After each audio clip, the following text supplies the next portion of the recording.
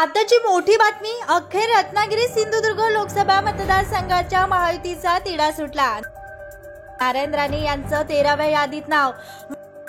महायुतीकडून नारायण राणे यांच्या उमेदवारीची घोषणा। किरण सामंत यांची निवडणुकीतून माघार। मवियाचे विनायक राऊत व महायुतीचे नारायण राणे यांच्यात सामना रंगणार। लोकसभेच्या निवडणुकीचं बिगुल वाजलं आणि महायुती व महाविकास आघाडीमध्ये जागा वाटपासाठी रस्सीखेच सुरू होती।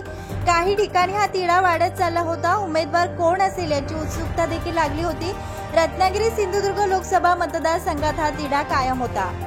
महत्त्वाची बातमी आपण पाहताय, रत्नागिरी सिंधुदुर्ग मतदारसंघासाठी भाजपकडून राणे उमेदवार असतील अशी माहिती समोर येते। रत्नागिरी सिंधुदुर्ग मतदारसंघातून उमेदवार कोण असणार अशा अनेक चर्चा रंगल्या होत्या। अनेक दावे प्रतिदावे देखील करण्यात आले होते।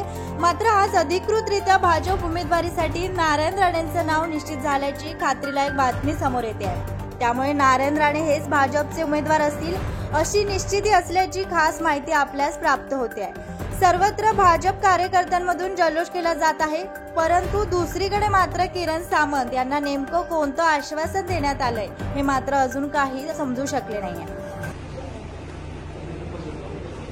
रत्नागिरी सिंधुदुर्ग या लोकसभेच्या मतदारसंघातून भारतीय जनता पक्षाने माझी उमेदवारी घोषित केलेली आहे। मी देशाचे पंतप्रधान माननीय नरेंद्र मोदीजी, पक्षाचे राष्ट्रीय अध्यक्ष सन्माननीय नड्डाजी आणि अमितजी शाह होम मिनिस्टर, तसेच सन्माननीय देवेंद्रजी फडणवीस या सर्वांचा मी अतिशय ऋणी आहे, आभारी आहे की यांच्यामुळे मला ही उमेदवारी मिळालेली आहे।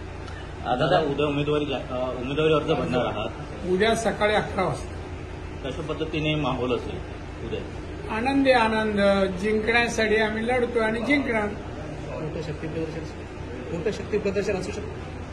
शक्ती का शक्ती आहेतच ना, प्रदर्शन करायची सवय नाही मला, नाही काय नाही। त्यासाठी काय आज जाहीर झाले, उद्या ज्यांना समजलं आहे उद्या फॉर्म भरणं ते येतील सगळे। राणेसाहेब जर विश्वास ठेवत नाहीत, मात्र आता उमेदवारी जाहीर झालेली आहे। किती लाखांच्या फरकात? 2.5 लाखाच्या फरकाने मी निवडून येईल।